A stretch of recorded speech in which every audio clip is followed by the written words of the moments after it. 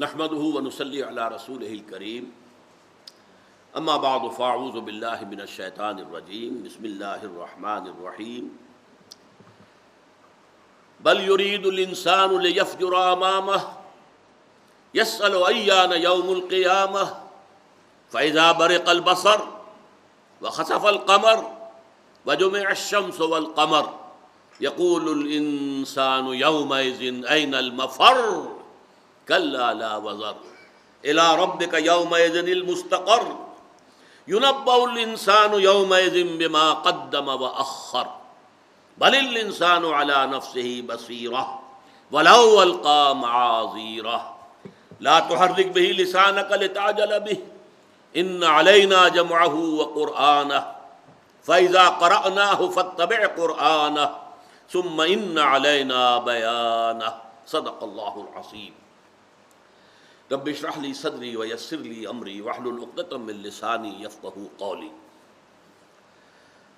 اللہم ربنا الہمنا رشدنا واعذنا من شرور انفسنا اللہم ارنا الحق حقا وارزقنا اتباعہ وارنا الباطل باطلا وارزقنا اجتنابہ آمین یا رب العالمین۔ یہ جو نقشہ کھینچا گیا ہے قرآن مجید میں سورہ قیامہ کی ان آیات میں، الساعہ، جب وہ گھڑی آئے گی، والساعۃ ادھیٰ وامر، بہت کڑوی گھڑی ہوگی، بہت سخت مرحلہ ہوگا، ہلچل ہوگی۔ اور ڈاکٹر بشیر الدین محمود کا خیال یہ ہے کہ یہ نظام شمسی میں ہوگا، یہ سارا کا سارا اختلال۔ اس کائنات کے اندر بہت سی گیلیکسیز ہیں، تو ایسا محسوس ہوتا ہے کہ بعض گیلیکسیز کی قیامت واقع ہو چکی، وہ بلیک ہولز کے اندر دفن ہو چکی، اور ہماری جو گیلیکسی ہے جس میں یہ زمین ہے ہماری، جب یہ قیامت آئے گی تو اس کا سارا جو اختلال جو ہوگا وہ در حقیقت اس نظام شمسی کے اندر ہوگا۔ اب نظام شمسی میں آپ کو معلوم ہے کہ سورج مرکز ہے، اس کے گرد جو ہیں سیارے چکر لگا رہے ہیں، چاند ہے مختلف سیاروں کے گرد چکر لگا رہے ہیں۔ یہ نظام جو ہے ایک میوچول بیلنس، گریویٹیشنل فورسز جو ہیں ان کا ایک میوچول بیلنس ہے جس کے تحت یہ نظام قائم ہے۔ اس بیلنس کو ایک جگہ سے بھی ذرا ڈسٹرب کر دیا جائے تو کیا ہوگا؟ ظاہر بات ہے اس کرے سے اس کرے کا فاصلہ اور اس کرے سے اس کرے کا فاصلہ، یہ فورسز گریویٹیشنل جو بیلنس کیے ہوئے ہیں، ذرا سی یہ چیز ہٹ جائے، ادھر کا فاصلہ کم ہو گیا ادھر کا زیادہ ہو گیا، وہ کرہ اس کو کھینچ لے گا اپنی طرف، پھر یہ ٹکرائیں گے ایک دوسرے کے ساتھ۔ اس کا نقشہ ہے جو یہاں کھینچا گیا ہے۔ فَإِذَا بَرِقَ الْبَصَرُ، برق البصر کیوں ہوگا؟ سورج جو ہے زمین کے بہت قریب آ جائے گا، اس کی روشنی اتنی ہوگی کہ نگاہیں چریا جائیں گی۔ اس کو ہمارے ہاں عام روایات میں قیامت کے ذکر میں کہا جاتا ہے سورج سوا نیزے پر ہوگا، یہ عام ہماری روایات ہے، سوا نیزے پر ہوگا، اور اس کی وجہ سے شدید تبعات اور گرمی ہوگی، اور اپنے پسینوں کے اندر لوگ ڈوب رہے ہوں گے، پسینے سمندر کے مانند ہو جائیں گے۔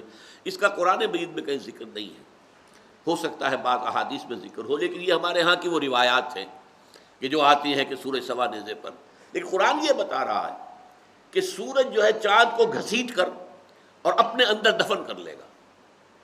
فَإِذَا بَرِقَ الْبَصَرُ وَخَسَفَ الْقَمَرُ، اور خسف کے دونوں معنی ہیں، یعنی چاند کا گہنا جانا اور چاند کا دھس جانا، زمین دھس جاتی ہے خسف کہتے ہیں اسے ہم۔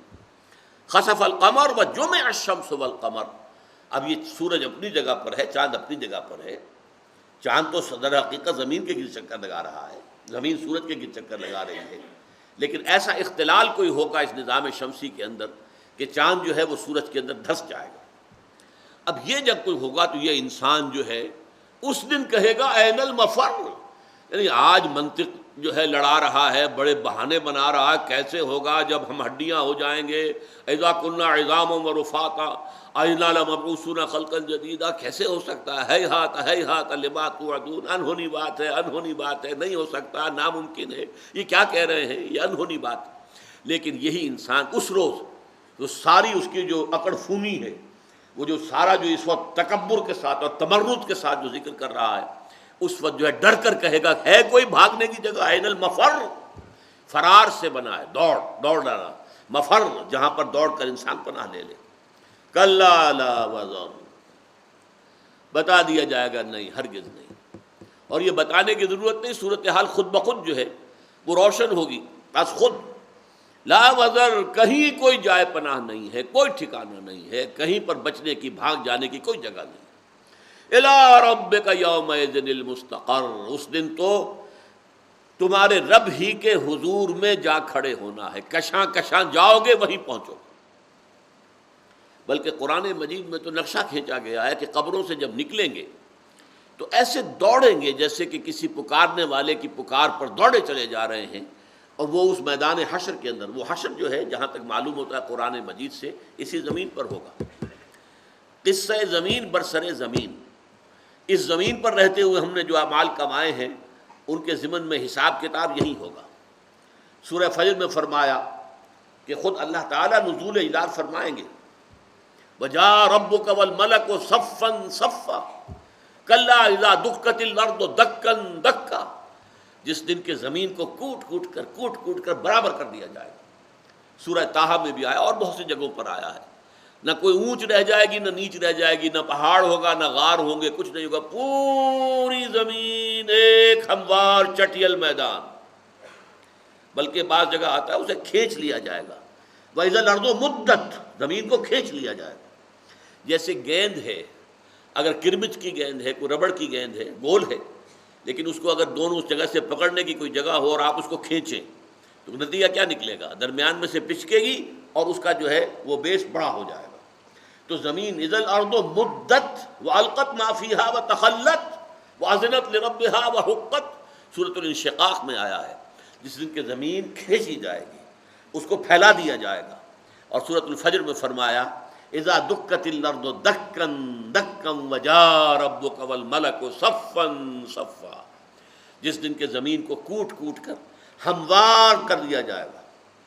لا تری فیہا عوجا ولا امتا، آج تو تمہیں نظر آ رہا ہے یہاں سے یہ وادی ٹیڑھی جا رہی ہے، یہ پہاڑ کھڑا ہے، یہ اونچا ہے، یہ کھائی ہے، کچھ نہیں ہوگا، برابر ہموار زمین۔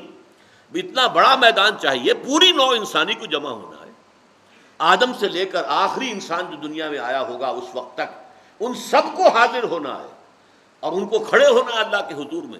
تو کتنی جگہ چاہیے گی ان کے لیے؟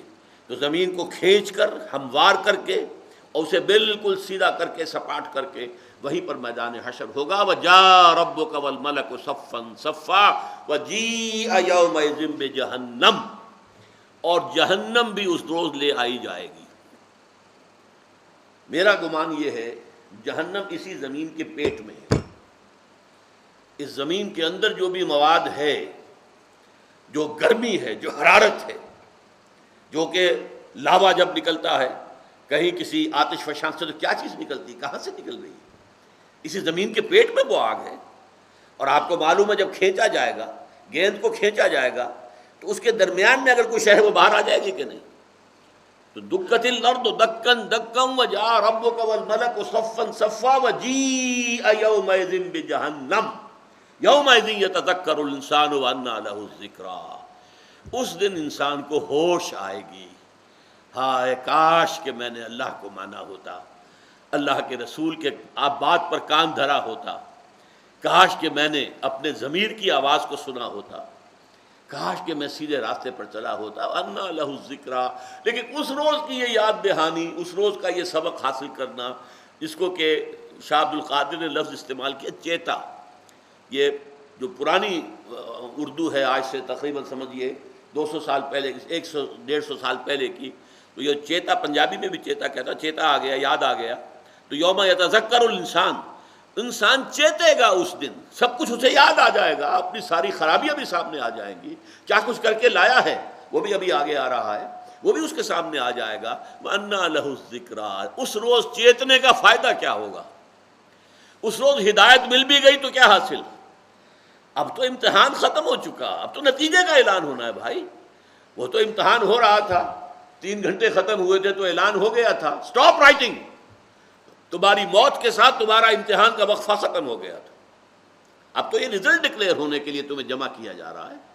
جیسے ہائی اسکول میں جب سالانہ امتحان کے نتیجے بیان ہوتے ہیں تو بچوں کو کھڑا کیا جاتا ہے سامنے، اور وہاں اس وقت نتیجے کا اعلان ہوتا ہے، اس وقت تو تھپ کھڑی ہوگی پوری نوع انسانی اور ان کو نتیجے سنائے جائیں گے۔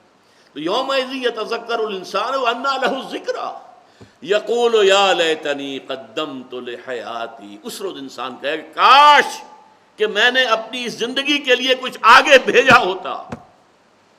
حیاتی اصل زندگی تو یہ تھی جسے میں بھولا رہا، آج وہ اصل زندگی سامنے آ گئی. وہی نقشہ یہاں ہے، کلا لا وزر الی ربک یومئذ المستقر ینبأ الانسان یومئذ بما قدم واخر.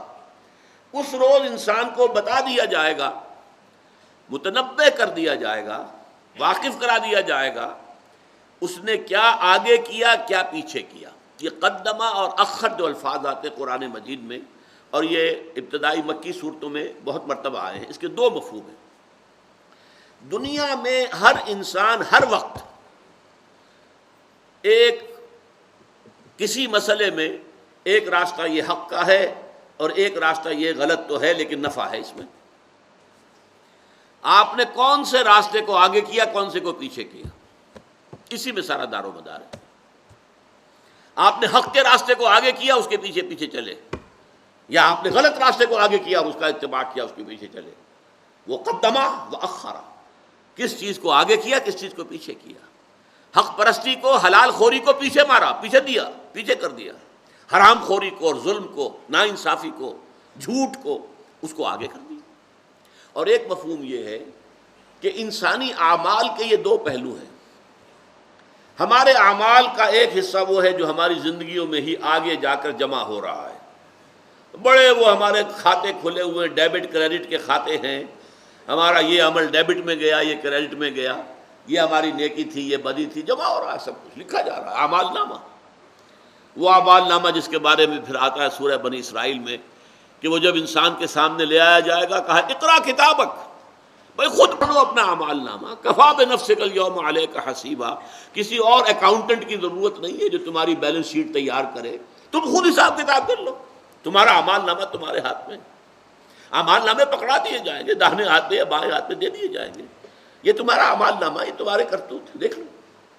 یُنبَّأُ الْإِنسَانُ يَوْمَئِذٍ بِمَا قَدَّمَ وَأَخَّرَ. تو ایک تو ہمارے اعمال وہ ہیں جو ہماری زندگیوں میں ہی آگے جا کر ڈپازٹ ہو رہے ہیں آخرت کے اندر، یا وہ گناہ ہیں اور یا وہ نیکیاں ہیں، بھلائیاں ہیں یا برائیاں ہیں، خیر ہے یا شر ہے. اور ایک ہمارے اعمال کے وہ اثرات ہیں جو ہمارے بعد بھی چلتے رہیں گے. آپ نے ایک غلط کام کیا، اس کے نتیجہ جو نکلا وہ نتیجہ آپ کے بعد بھی جاری رہے گا. آپ نے اولاد کی صحیح تربیت نہیں کی، اولاد جو ہے فاسق اور فاجر بن کر اٹھی، وہ آپ کے نامہ اعمال کے اندر گناہ درج ہوتا رہے گا. اولاد کے سارے گناہ آپ کے حساب میں بھی درج ہوں گے.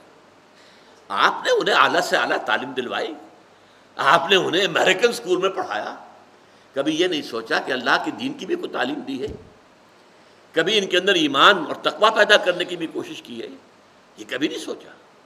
یہ اولاد جو آپ چھوڑ کر جائیں گے، یہ آپ کے پیچھے، آپ کے بعد، آپ کے نامہ اعمال کے اندر ان کی جو خرمستیاں ہوں گی، ان خرمستیوں کا حساب آپ کے حساب میں بھی درج ہوتا چلا جائے گا.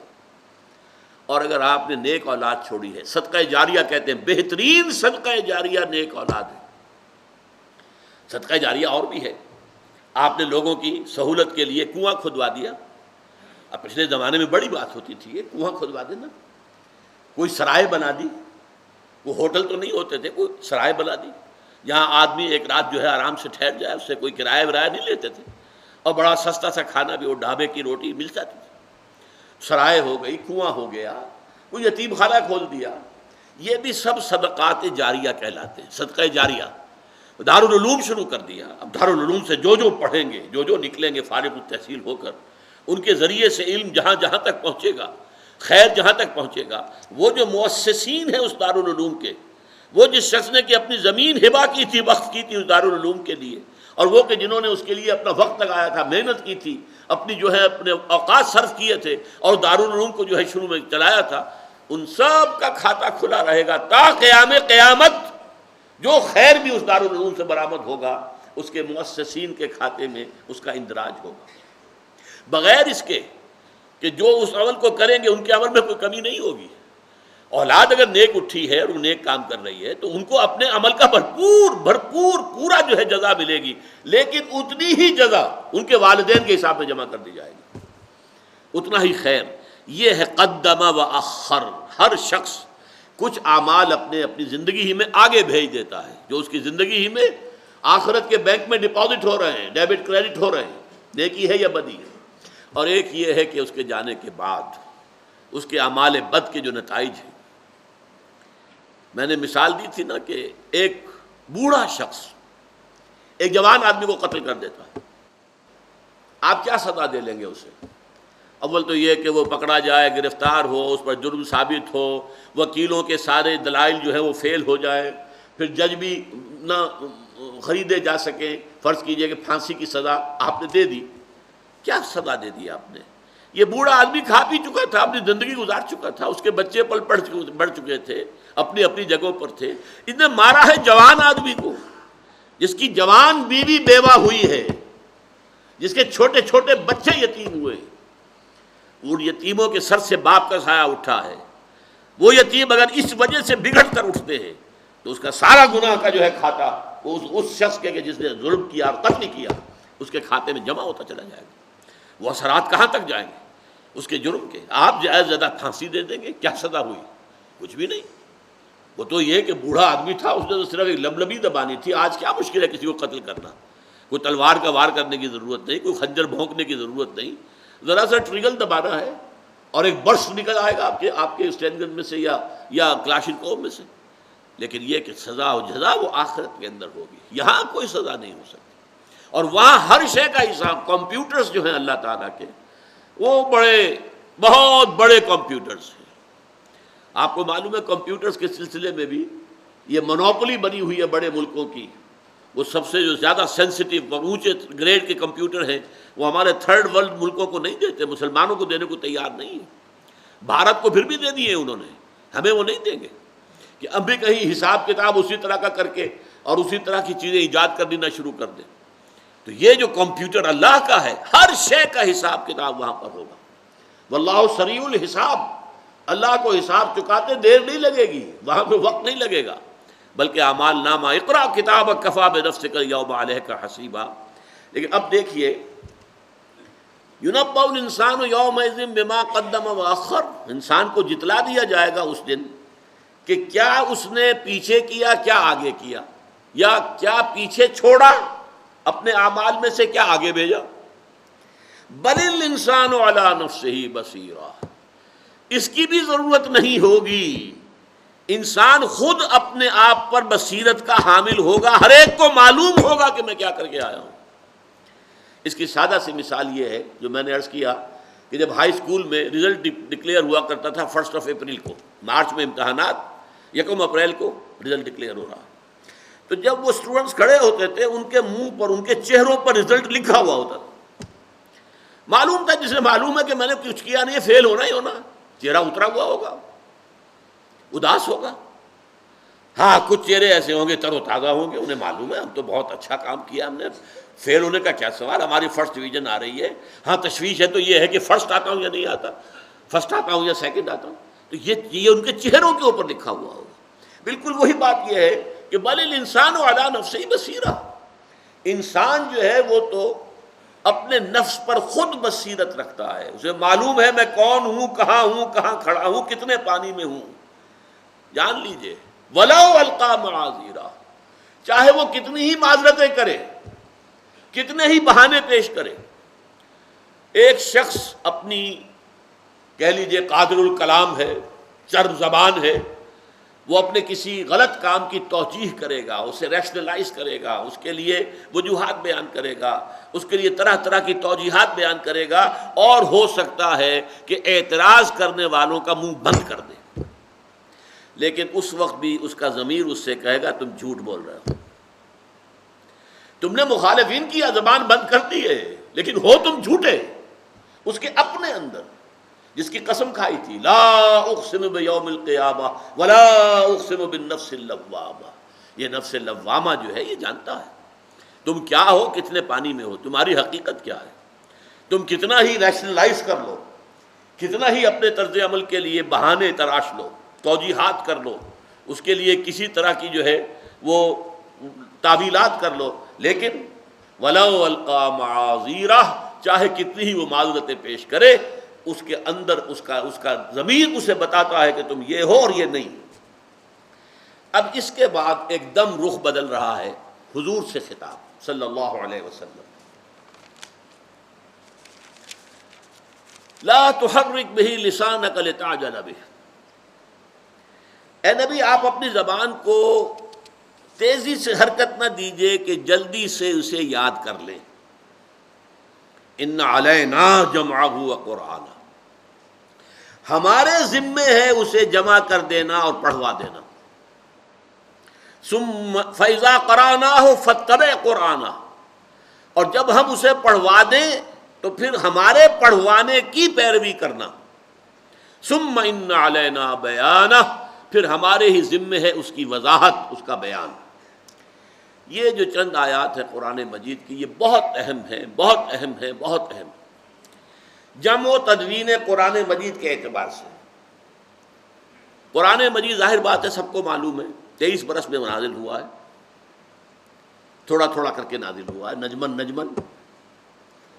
اب حضور پر جب وحی آتی تھی، آپ جیسے آپ حفاظ کو دیکھتے ہیں وہ یاد کرتے ہیں، تو حضور بھی اسی طرح بار بار دہرا کر کوشش کرتے تھے کہ یاد کر لوں، میں بھول نہ جاؤں۔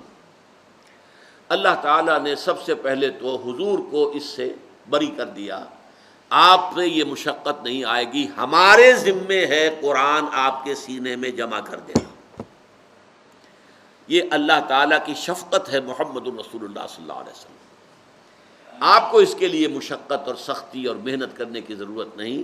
لا تحرک بہ لسانک، اس قرآن کے ذریعے سے اپنی زبان کو تیزی سے حرکت نہ دیجیے کہ لتعجل بہ، کہ آپ جلدی سے اسے یاد کر لیں۔ اس میں ایک اور بات بھی ہے، آپ جلدی سے یاد کرتے تھے تاکہ دوسری وحی آئے۔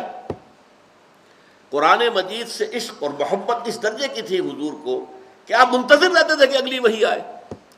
اب اگلی وحی آئے گی جب آپ نے پہلی وحی یاد کر لی ہو۔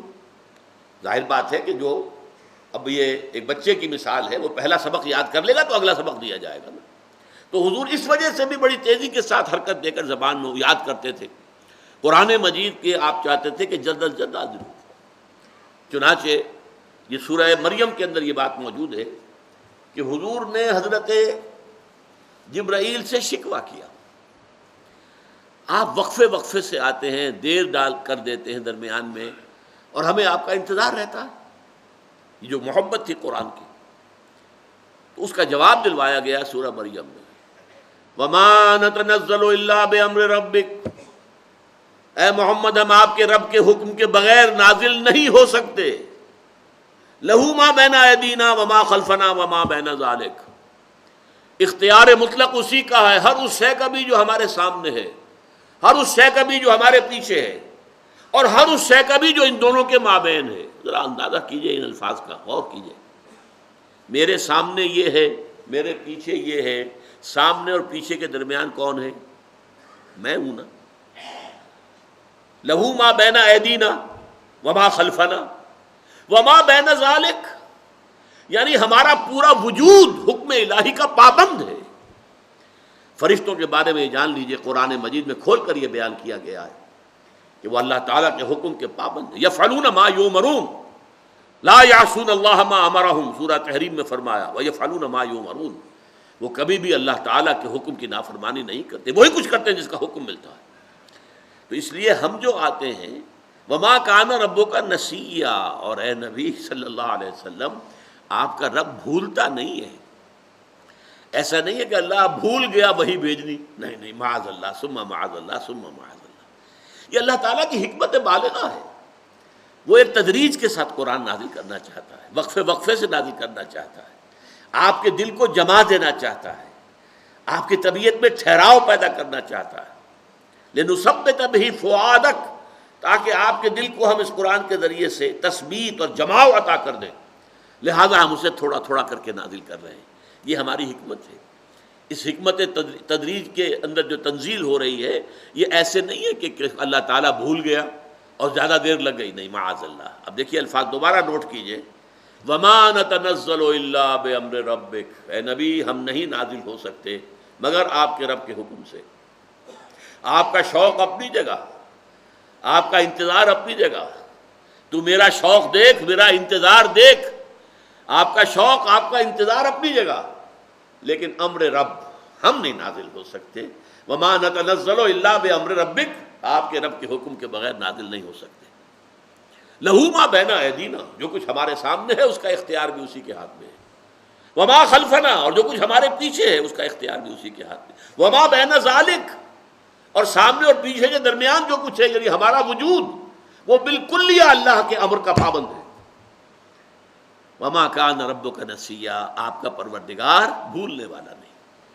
تو پہلی بات فرمائی لا تحرک بہ لسانک لتعجل بہ ان علینا جمعہ وقرآنہ، ہمارے ذمے ہے، ہم لیتے ہیں یہ رسپانسبلٹی، آپ کو اس کے لیے مشقت اور محنت کی ضرورت نہیں ہے، یہ قرآن آپ کے سینے میں ہم جمع کر دیں گے اور پھر اس کو پڑھوائیں گے۔ یہاں پڑھوانے کا مطلب کیا ہے؟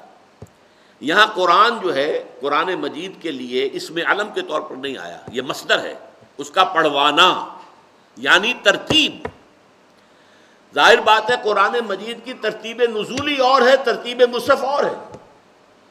ترتیب نزولی میں تو سب سے پہلے سورہ علق کی 5 آیتیں ہیں، پھر سورہ قلم کی 7 آیتیں ہیں، پھر سورہ مزمل کی ابتدائی آیتیں ہیں، پھر سورہ مدثر کی ابتدائی آیتیں ہیں، قرآن، اور پھر سورہ فاتحہ ہے، اور ترتیب مصحف میں سب سے پہلے سورہ فاتحہ ہے، اور پھر سورہ بقرہ ہے جو کہ مدینے میں جا کے نازل ہوئی۔ تو ترتیب مصحف اور ہے، ترتیب نزولی اور ہے۔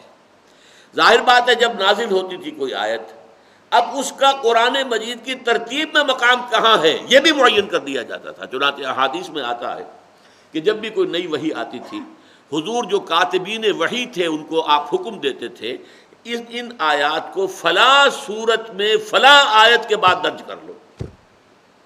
یہ ترتیب اور تدوین قرآن مجید بھی اللہ نے کی ہے، اللہ کے رسول نے کی ہے۔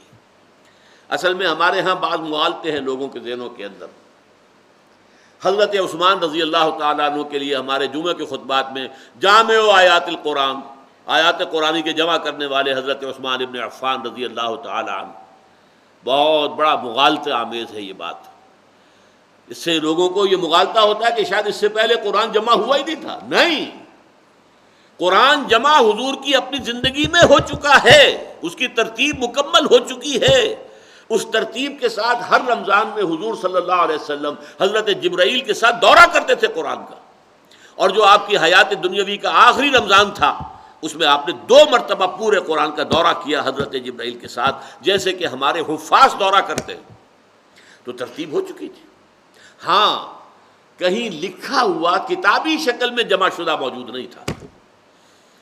کسی کے پاس کچھ صورتیں لکھی ہوئی ہیں، کسی کے پاس کوئی آیتیں لکھی ہوئی ہیں، کسی کے پاس کوئی اونٹ کی شانے کی ہڈی کے اوپر کچھ لکھا ہوا ہے، کسی کے پاس کسی کپڑے پہ کتابیں تھیں، نہ چھاپے خانہ تھا، کچھ بھی تو نہیں تھا۔ اور قوم وہ تھی جو ان پڑھ امیین، ان میں پڑھنے لکھنے والے ہی گنتی کے لوگ تھے۔ اس اعتبار سے یہ صحیح ہے، ایک کتاب میں جیسے آج ہمارے پاس قرآن ہے جسے ہم کہتے ہیں ما بین الدفتین، یہ جو جلد کے 2 گتے ہیں جن کے مابین قرآن ہے، اس شکل میں کوئی قرآن حضور کی حیات طیبہ میں موجود نہیں تھا۔ لیکن اس کا یہ مطلب نہیں ہے کہ قرآن مرتب اور مدون نہیں ہوا تھا، جمع نہیں ہوا تھا۔ قرآن جمع ہو گیا تھا، مرتب ہو گیا تھا، مدون ہو گیا تھا، اس کی ترتیب مصحف طے ہو چکی تھی۔ البتہ اس کے بعد پھر حضرت ابو بکر رضی اللہ تعالیٰ عنہ کے عہد خلافت میں جب یہ جو مرتدین تھے، جو نئے جھوٹے نبیوں کے ماننے والے پیدا ہو گئے تھے، ان کے خلاف جہاد اور قتال ہوا اور بہت سے حفاظ جو ہیں شہید ہو گئے، تو تشویش پیدا ہوئی کہ اس تیزی کے ساتھ حفاظ اگر شہید ہو جائیں گے تو کہیں قرآن گم نہ ہو جائے۔ لہذا تجویز آئی کہ اسے کتابی شکل میں مرتب کر لیا جائے۔ اس تجویز پر حضرت ابو بکر ریلکٹنٹ رہے بہت دیر تک کہ جو کام حضور نے نہیں کیا میں کیسے کروں، لیکن پھر دلائل جب دیے گئے تو مان گئے، اور پھر حضور حضرت ابو بکر کے عہد خلافت میں جو کاتبین وحی حضور کے زمانے میں کتابت کرتے تھے وحی کی، ان کا ایک بورڈ بنایا گیا، ان کے زید بن ثابت رضی اللہ تعالی عنہ وہ ان کے صدر بنے، اور انہوں نے پھر قرآن مجید کو ان بین الدفتین، ان دو گتوں کے درمیان جیسے کتابی شکل ہوتی ہے ایسی کتابی شکل میں جمع کر دیا۔ اب ظاہر بات ہے کہ یہ ہو گیا ہے حضور کے انتقال کے سال، سوا سال، 1.5 سال بعد، اس لیے کہ حضرت ابو بکر کا کل عہد خلافت 2 سال ہے، سوا 2 سال ہے، اس لیے وہ دیر نہیں ہے، وقفہ نہیں ہے۔ تو اولین جمع و تدوین قرآن حضور کے اپنے دور میں حیات طیبہ میں ہو گئی، لیکن وہ سینوں میں محفوظ تھا، کتابی شکل میں ابھی محفوظ اور مرتب اور مدون نہیں تھا۔ کتابی شکل میں پھر مرتب اور مدون ہوا ہے تو وہ حضرت ابو بکر کے عہد خلافت۔ اس کے بعد تیسرا مرحلہ آیا حضرت عثمان کے زمانے میں۔ شکل یہ تھی کہ جیسے آپ کو معلوم ہے پنجابی کی ایک زبان کا نام نہیں ہے، یہاں تک کہ امبرسری پنجابی اور تھی، لاہوری پنجابی اور ہے، گجرانوالے کی پنجابی اور ہے، لہجے مختلف ہیں، ساتھ پتہ چل جاتا ہے کہ یہ کون سی زبان بول رہا ہے، اور ذرا اور آگے چلے جائیں گے تو جانگلی پنجابی کچھ اور ہے۔ اسی طرح عربی بے شمار اس کے لہجے تھے، اور شروع میں یہ اجازت دے دی گئی تھی کہ ہر شخص، ہر قبیلے کے لوگ اپنے ہی لہجے میں قرآن پڑھ لیا کریں، اس لیے کہ ظاہر بات ہے کہ وہاں نہ کالج، نہ اسکول، نہ مدرسے، نہ دارالعلوم کہ ساری چیزیں سکھائی جائیں، تو سہولت اس میں تھی کہ اپنے اپنے لہجے میں پڑھ لیں۔ اب فرض کیجئے کہ ایک لہجہ جو ہے پنجاب میں کیا کہتے ہیں، چاقو کو کاچو، یا پٹھان کہتا کاچو، اب وہ کاچو ہی لکھ لیا انہوں نے۔ اس سے پھر فتنہ پیدا ہو رہا تھا کہ قرآن مجید کے رسم الخط کے اندر اختلاف آ رہا تھا، یہ لفظ چاقو ہے کہ کاچو ہے۔ یہ کام ہے جو کہ حضرت عثمان رضی اللہ تعالیٰ عنہ نے کیا، جتنے مصحف تھے سب جمع کر لیے گئے، اور پھر اس میں ایک رسم الخط طے کیا گیا، آفیشل، ایک اسکرپٹ، ایک رسم الخط، اسے رسم عثمانی کہتے ہیں۔ تو اصل میں حضرت عثمان نے پوری امت کو جمع کیا ہے ایک رسم الخط پر، جامع الامت علی رسم واحد۔ جامع و آیات القرآن غلط ہے، آیات القرآن جمع ہو چکی تھی خود حضور کی حیات طیبہ میں، آپ کے سینہ مبارک میں بھی، اور بہت سے صحابہ کے سینوں کے اندر جو حفاظ تھے، کتابی شکل میں نہیں۔ کتابی شکل میں جمع ہو گئی حضرت ابو بکر کے زمانے میں، لیکن پھر لکھنے میں فرق آنے لگا۔ اب دیکھیے مالک یوم الدین، مالک لکھنے کا ایک ذریعہ طریقہ یہ میم الف لام کاف مالک، ایک طریقہ یہ میم پر کھڑا الف اور لام کاف، الف علیحدہ سے نہیں آیا، یہ بھی مالک ہے، یہ بھی مالک ہے۔ لیکن مصحف عثمانی میں اسی طرح لکھا جائے گا، میم الف لام کاف نہیں لکھا جائے گا کبھی، میم پر کھڑا زبر اور لام کاف، مالک یوم الدین۔ یہ تعین کر دیا رسم الخط، اور حضرت عثمان نے پھر اس کی نقلیں کرائیں، اور بڑے بڑے جتنے بھی صوبے تھے، اس وقت تک تو اسلام بہت پھیل چکا تھا، تاشقند میں ایک نسخہ موجود ہے حضرت عثمان کا، اسی طریقے سے استنبول کے اندر ایک نسخہ موجود ہے۔ تو یہ نسخے جو ہے مختلف ممالک کے اندر پھر بھیج دیے گئے تھے، تو ایک رسم الخط پر حضرت عثمان نے امت کو جمع کر دیا، ورنہ قرآن مجید کی جمع و تدوین حضور کی اپنی حیات طیبہ میں ہو چکی تھی، حضور کے سینہ مبارک میں اور حفاظ کرام کے سینہ مبارک میں۔ اس کے بعد کتابی شکل میں مرتب ہوا ہے اور جمع ہوا ہے حضرت ابو بکر کے زمانے میں۔ اب یہ باتیں وہ ہیں کہ جس کے بارے میں بہت سے شکوک و شبہات جو ہیں، وہ خاص طور پر اہل تشیع نے جو ہے وہ بہت سے شکوک پیدا کیے ہیں اس میں۔ اگرچہ یہ ہے کہ اہل تشیع کے بارے میں بھی بعض بہت ان کے جو بڑے اونچے جو بھی علماء ہیں وہ کہتے ہیں کہ نہیں، یہی رسم الخط ہے، یہی صحیح ہے قرآن، نہ اس میں کوئی کمی ہے نہ بیشی۔ لیکن کیا جیسے ہمارے ہاں ہوتے ہیں بریلوی، ایک تو عالم دین ہوگا بریلوی، اونچی سطح کا عالم دین، ایک ہوتا ہے عام واعظ نعت خواں، وہ جو قلابے ملاتا ہے ادھر سے ادھر کے۔ اسی طریقے سے اہل تشیع کے ہم جو ذاکرین ہیں، وہ تو اپنے جو زمین و آسمان کے قلابے ملاتے ہیں، اس میں انہوں نے قرآن مجید کے بارے میں بھی شکوک پیدا کر دیے، یہ قرآن وہ ہے ہی نہیں، اصل قرآن تو حضرت علی کے پاس تھا، اور وہ پھر جو حضرت علی کے خاندان میں جو ائمہ اہل بیت ہیں وہ ان کے پاس منتقل ہوتا ہوتا حضرت مہدی کے پاس آ گیا۔ اب حضرت مہدی جو ہے 12ویں امام، وہ بھی غار کے اندر ہے، وہیں وہ مصحف بھی موجود ہے، جو اصل قرآن جو ہے وہ ان کے پاس ہے، اور وہ جب ظاہر ہوں گے امام مہدی تو اصل قرآن لے کر آئیں گے، یہ قرآن وہ نہیں ہے۔ وہ تو کہتے ہیں قرآن میں 40 پارے سے یہ 30 رہ گئے۔ قرآن میں ایک سورت تھی سورہ علی، سورہ علی کے نام سے بھی ایک سورت تھی اللہ. تو یہ ساری باتیں ان کے ذاکرین کرتے ہیں جو ان کے بڑے علماء ہیں. اور خاص طور پر اب میں چونکہ ایران بھی ہو کر آیا تھا تو ایران میں نے دیکھا وہ کھل کر کہتے ہیں, ڈٹ کر کہتے ہیں کہ بالکل یہی قرآن ہے, ہم اسی کے قائل ہیں, کسی اور قرآن کے وجود کے ہم قائل نہیں ہیں. یہی قرآن ہے جس پر ہمارا ایمان ہے, اس میں نہ کوئی کمی ہے نہ بیشی ہے.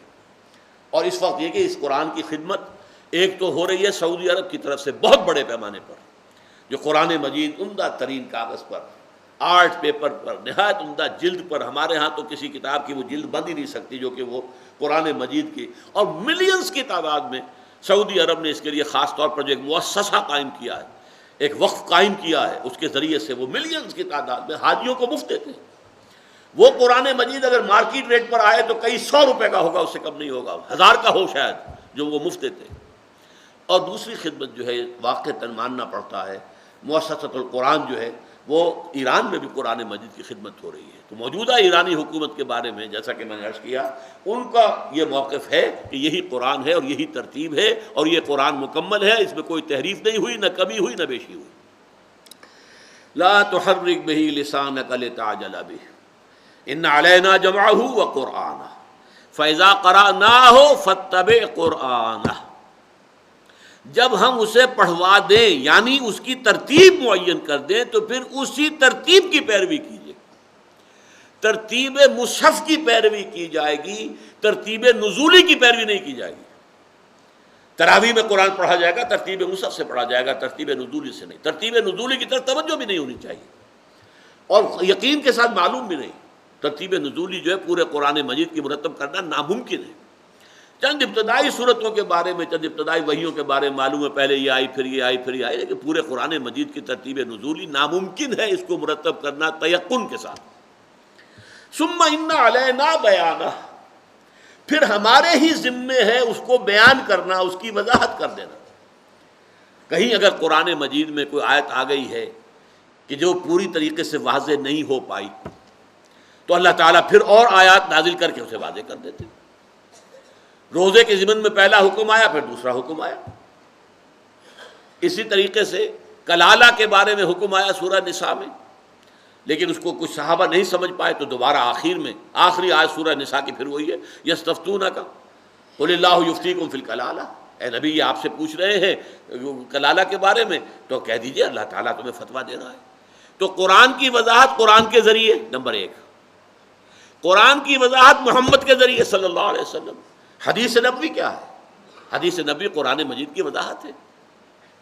اے نبی ہم نے یہ کتاب, یہ ذکر آپ پر نازل کیا, نزلنا علیک ذکر لتبین للناس ما نزل الیہم, تاکہ آپ لوگوں کے لیے واضح کریں وہ شے جو ان کے لیے نازل کی گئی ہے. یہ فرض منصبی ہے محمد الرسول اللہ کا صلی اللہ علیہ وسلم. تو جیسے قرآن مجید کی جمع و تدوین کے بارے میں جو جہلاء ہیں, اہل تشیع کے جہلاء, انہوں نے جو شکوک و شبہات پیدا کیے ہیں, اسی طریقے سے قرآن مجید کی وضاحت اور قرآن مجید کی توضیح اور قرآن مجید کی تشریح اور قرآنی احکام کی تفصیل کے ضمن میں جو سنت رسول کا مقام ہے اس کی نفی کی ہے منکرین حدیث نے. اور یہ بھی بہت بڑا فتنہ ہے آج کی دنیا میں. بہت سے لوگ, پڑھے لکھے لوگ جو ہیں, یہ سر سید احمد خان سے شروع ہوا یہ فتنہ, یہ نوٹ کر لیجیے اچھی طرح. سر سید احمد خان ایک اعتبار سے بہت مخلص آدمی تھے, مسلمانوں کے مخلص, مسلمانوں کے سیاسی مفادات کے مخلص, یہ سب کچھ. لیکن انہوں نے مفسر قرآن ہونے کا جو ایک اپنے لیے ایک مقام حاصل کر لیا اور متکلم قرآن بن گئے علم کلام کے, بہت زبردست ٹھوکریں کھائی ہیں, بڑی گمراہ کن باتیں کی ہیں. انہی میں سے ایک یہ جو ہے حدیث کا استخفاف, حدیث کی کمی, حدیث کی توہین, اس کا سب سے پہلا سرا جو ہے وہ سر سید احمد خان. پھر اور بہت سے لوگ ہیں, بہت سے لوگ پیدا ہوئے. پنجاب میں مولوی عبداللہ چکڑالوی بہت مشہور آدمی, غلام محمد پرویز یہ ہمارے دور کے آدمی. اسی طریقے سے اسلم جراج پوری بہت بڑے آدمی تھے یو پی کے. یہ سب لوگ ہیں جنہوں نے حدیث کی اہمیت اور سنت کی اہمیت کو کم کیا ہے, اور یہ بہت بڑا فتنہ ہے. جتنا بڑا فتنہ جو ہے ختم نبوت کے ضمن میں قادیانیوں نے اٹھایا ہے, ایک جھوٹے نبی کی نبوت کا پرچار کر کے, اتنا ہی بڑا فتنہ جو ہے سنت کی اہمیت کو کم کرنے کے ضمن میں منکرین سنت نے کیا. تو میں یہاں آپ سے عرض کر رہا ہوں کہ در حقیقت یہ جو ہے ثم ان علینا بیانہ, قرآن آج ہم نازل کر رہے ہیں، شروع میں آیتیں اتر رہی ہیں، اب ساری تفصیل ابھی شروع میں تو نہیں آئے گی نا، ہو سکتا ہے ان میں سے کسی بات کی وضاحت کی ضرورت ہو، اے نبی وہ بھی ہمارے ذمے ہے، ہم اس کی وضاحت کر دیں گے۔ کبھی وہ وضاحت قرآنی کے ذریعے سے ہو گئی، جیسے میں نے آپ کو بتایا کلالہ کے بارے میں، باقی وہ حضور کی سنت کے ذریعے سے آپ کا فرض منصبی قرار پایا کہ ہم نے انزلنا الیک الذکر لتبین للناس ما نزل الیہم، ہم نے آپ پر یہ الذکر نازل کیا ہے تاکہ آپ لوگوں کے لیے واضح کریں جو کچھ ان کے لیے نازل کیا گیا۔ یہ فرض منصبی ہے، اور یہ منکرین حدیث جو ہے حضور کو یہ حق بھی دینے کو تیار نہیں، وہ حضور کا حق ماننے کو تیار نہیں۔ میں کہہ رہا ہوں وہ فرض منصبی ہے، اگر وہ حضور نہ کرتے صلی اللہ علیہ وسلم تو گویا کہ اپنے فرض منصبی میں کوتاہی کے مرتکب ہوتے، نعوذ باللہ من ذالک۔ تو یہ اصل میں قرآن مجید کے اندر قرآن کے ذریعے سے تشریح اور پھر سنت رسول کے ذریعے سے، ثم ان علینا بیانہ، پھر ہمارے ذمے ہے اس کی وضاحت کر دینا۔ بارک اللہ لی ولکم فی القرآن العظیم ونفعنی وإیاکم بالآیات والذکر الحکیم۔